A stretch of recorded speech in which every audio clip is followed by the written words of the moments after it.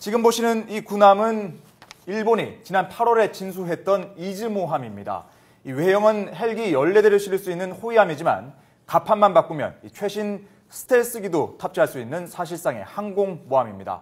게다가 일본의 해군력은 세계 3위로 평가될 정도로 군사 대국인데요. 이런 일본이 지금 집단적 자위권을 갖기 위한 행보에 속도를 내고 있습니다.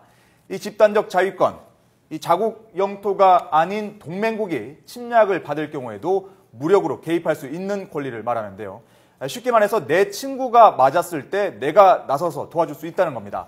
하지만 과거 침략 역사를 반성하기는커녕 군사 야욕을 호시탐탐 드러내고 있는 일본이 과연 이 집단적 자위권을 가져도 되느냐 지금 논란이 되고 있습니다.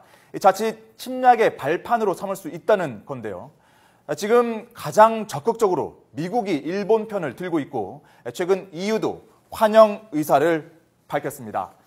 하지만 일본과 영토 분쟁을 벌이고 있는 중국, 러시아뿐 아니라 우리나라 입장에서도 일본의 집단적 자위권은 용인할 수가 없는 문제입니다. 이 강도에게 칼을 쥐어주는 격이라고 할까요? 오늘 이 일본의 집단적 자위권 문제, 세종연구소 홍현익 안보전략연구실 실장과 함께 자세히 짚어보겠습니다. 실장님, 안녕하십니까? 네, 안녕하십니까? 네, 조금 전에 제가 집단적 자위권 간단하게 설명을 했는데 이 어느 나라 다 갖고 있는 게 집단적 자위권이라고 보면 됩니까? 그렇죠. 자위권은 이제 개별적 자위권과 집단적 자위권이 있는데 집단적 자위권은 동맹국과의 의리를 지키기 위해서 동맹국이 침략받았을 때 자국을 침략한 것으로 간주하고 그 침략국을 공격한다 이런 논리입니다. 개별적 자위권은 물론 모든 나라가 다 갖고 있고요. 집단적 자위권 역시 유엔 헌장에서 다 인정하는 권리입니다. 그러면 우리나라도 뭐 갖고 있습니까? 당연하죠. 우리나라는 당연히 갖고 있고 2차 대전 일으켰던 뭐 독일 같은 나라도 당연히 갖고 있고 그러나 이제 일본 경우에는 미국한테 전쟁을 걸었잖아요. 역사의 아이러니가 미국한테 전쟁을 걸어서 미국이 이 나라는 다시는 전쟁을 못하게 해야 되겠다, 못하게 해주겠다라 해서 평화헌법을 사실상 압박을 해서 평화헌법을 만들어서 군대도 안 갖고 전쟁할 권한도 포기한 나라인데 지금은 오히려 미국이 일본에게 이런 걸 다시 가져라라고 뒤에서 이제 후원하고 있고 그 이유는 뭐 2차 대전 이후에 중국이 사실 장개석 정권, 자유 중국이 될 줄 알았죠. 그런데 모택동이 승리를 해서 공산화가 되니까 아시아에서 균형을 유지하려고 일본을 후원하고 나선 것입니다. 네. 뭐 말씀하셨지만 사실 미국이 이렇게 일본 편을 드는 이유에 근데 북한 문제도 사실 연관이 있지 않습니까? 지금은 이제 명분을 북한에다 이제 대고 있습니다. 그래서 엊그제 그 미국의 국방부 고위 관료도 우리 기자들에게 얘기를 하면서 중국이 가상적이냐 이렇게 물어보니까 사실은 가상적인데 과거 구소련하고 미국과의 관계와는 좀 다릅니다. 왜냐하면 경제적으로는 상호의존 관계가 아주 굉장히 심화되어 있기 때문에 중국은 뭐 수천억 달러의 무역 흑자를 내고 있고 그 흑자 중에 상당 부분을 미 재무부 채권을 사줘서 서로 간에 긴밀한 관계가 있고 미국의 많은 기업이 중국에서 또 사업을 하고 있기 때문에 무역 역조가 미국 기업의 이익이 되는 수도 있기 때문에 그렇습니다. 그런데 어쨌든 가상적으로 중국을 보고 있긴 하지만 공개적으로 중국을 가상적이다 그러면 서로 경쟁과 대립을 해야 되니까 살짝 카무프라지하는 거죠. 위장하는 거죠. 그래서 이제 북한을 내세우는데 이를테면 미국이 동북아에서 미사일 방어를 한다.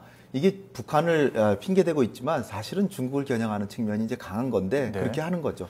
그러니까 지금 일본의 집단적 자위권을 용인하는 게 좀 위험해 보이는 게 일본에 대해서는 평화국가라는 걸 상정하고 있고 가상적은 오로지 북한을 생각하면서 하니까 일본은 당연히 미국을 도와서 한반도에 투입될 수도 있고 그렇다면 우리 영토까지 들어올 수도 있는 그 부분이 지금 가장 논란이죠. 그래서 이제 우리가 우려하는 거죠. 그 부분은 어떻게 되는 겁니까? 그러니까 조금 전에 말씀하셨지만 집단적 자위권을 빌미로 만약에 한반도에 유사시 상황이 발생했을 때 일본 자위대가 한반도에 들어올 수 있다, 아니다, 어떻게 보십니까? 그러니까 유사 상황이라는 걸 누가 결정하냐 거죠.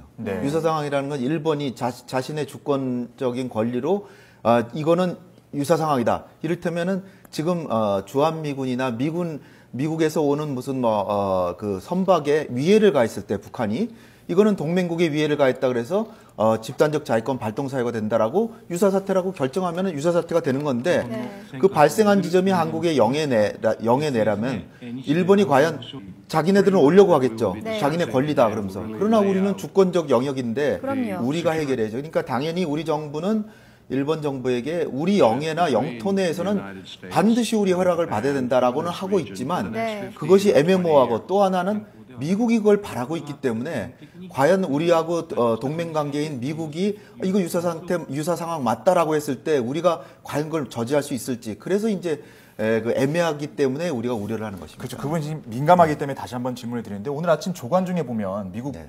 국방부인가요? 미국 국방부 고위 당국자 발로 이 집단적 자위권 대상에는 한반도도 포함된다 이렇게 지금 기사가 나왔어요. 그렇죠. 네. 이게 아주 그 새로운 얘기는 아닌 건가요? 그럼? 그 일본의 전직 고위 관료들도 얘기하기를 한반도가 사실 대상이다 이렇게 보고 있죠. 왜냐하면은 그들이 사실 지금 주한미군 핑계를 대고 있지만 그 한국 내에 있는 일본인도 있잖아요.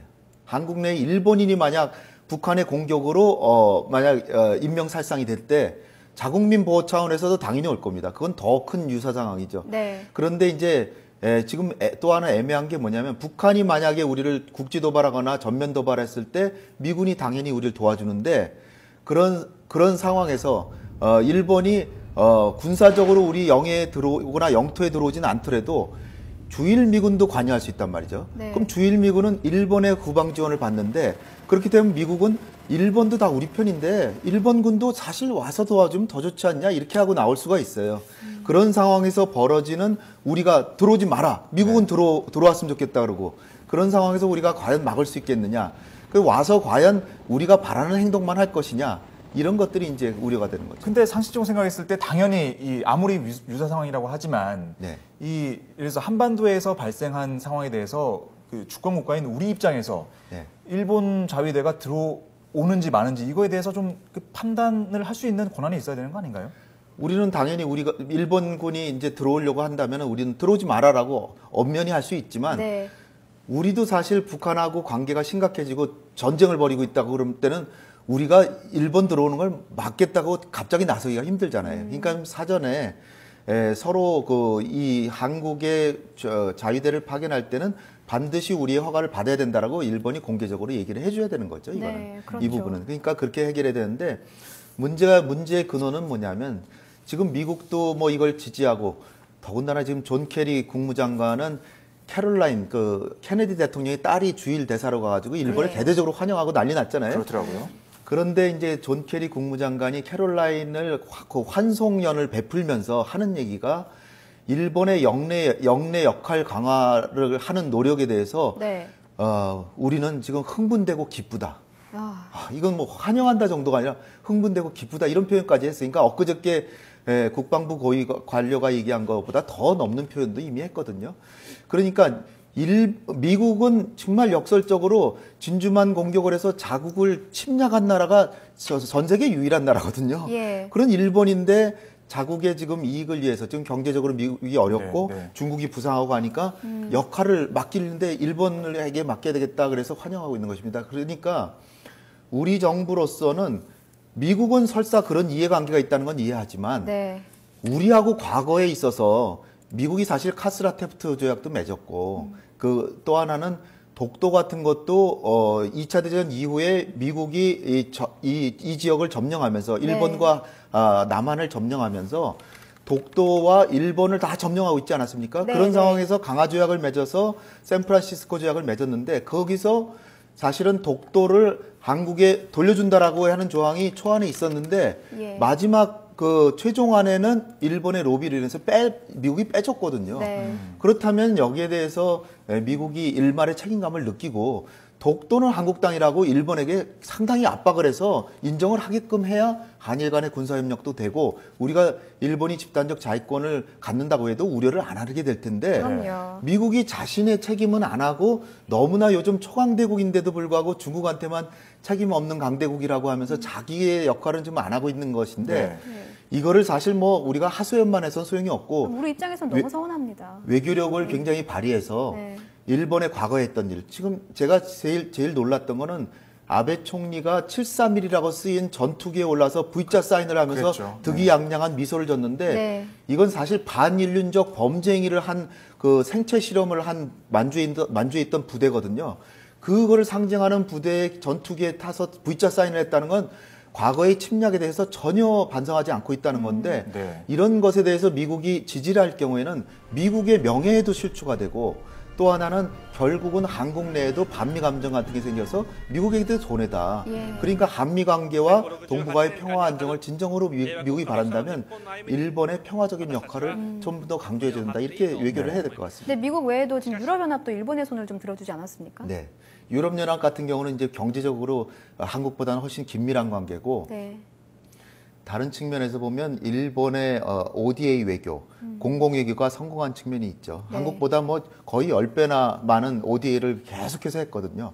그러니까 이제 평화국가라는 이미지, 친절한 나라의 이미지가 유럽에서 많이 심어져 있어요. 그러니까 일본이 역할을 강화하는데 중국 때문에 걱정인데 뭐가 걱정이냐 이런 투예요. 예. 그러니까 제가 볼 때는 이제 유태인들에 대한 나치의 학살에 대해서는 전 세계가 다 삼척동자도 알잖아요. 네.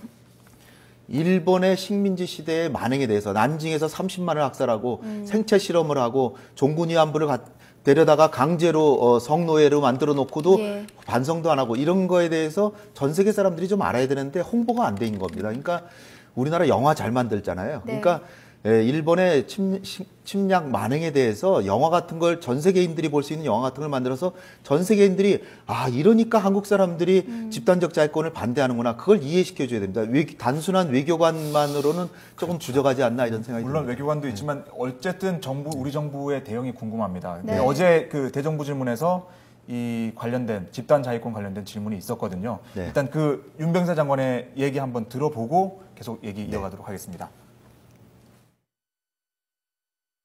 을사늑약, 남북분단, 6.25 때도 그랬듯이 오늘 우리가 이렇게 된 데에는 미국의 무관심에 따른 오판과 전략 부재가 일조했습니다.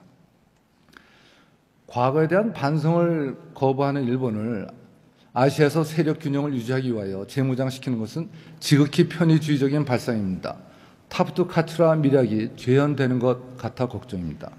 정부로서는 일본이 과거사 문제에 대한 반성을 분명히 하지 않으면서 소위 그 적극적 평화주의라는 미명하에 집단적 자위권을 포함한 방위안보 역량을 강화하려는 그런 경향에 대해서 미국을 포함한 우방국들에 대해서 저 입장을 적극적으로 설득해 나가고 있습니다.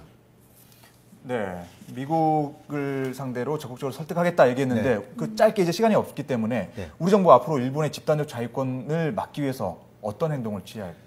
사실은 그 미국은 우리보다는 일본을 더 중시하는 것 같습니다. 예. 현실로 어쩔 수 없이 인정할 수밖에 없는데요. 그러니까 한미 동맹은 더 강화하면서 미중 간의 갈등에서는 단호하게 미국 편을 들어야죠. 그러나 중일 간의 갈등에서는 사안별로는 우리가 중국 편을 들 수도 있다. 이런 유연성을 발휘해야 되고요. 또 하나 예. 중요한 것은 우리가 일본보다 국력이 약한데 더구나 분단 상황 아닙니까? 분단돼 있으니까 우리 우습게 보는 거거든요. 그러니까 적어도 남북 관계를 개선되고 있을 때는 일본도 우리한테 함부로 못했어요.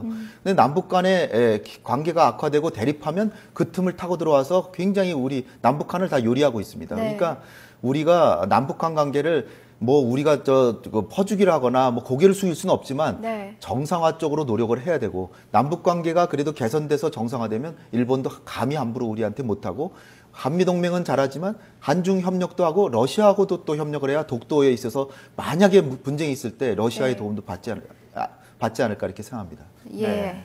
우리 정부의 슬기롭고 또 좀 적극적인 대처가 좀 필요하지 않을까 그리고 싶기도 또 말씀하셨던 합니다. 대로 또 민간의 노력도 아마 있어야 될 것 같습니다. 그렇습니다. 오늘 예. 말씀 고맙습니다. 예, 감사합니다. 감사합니다.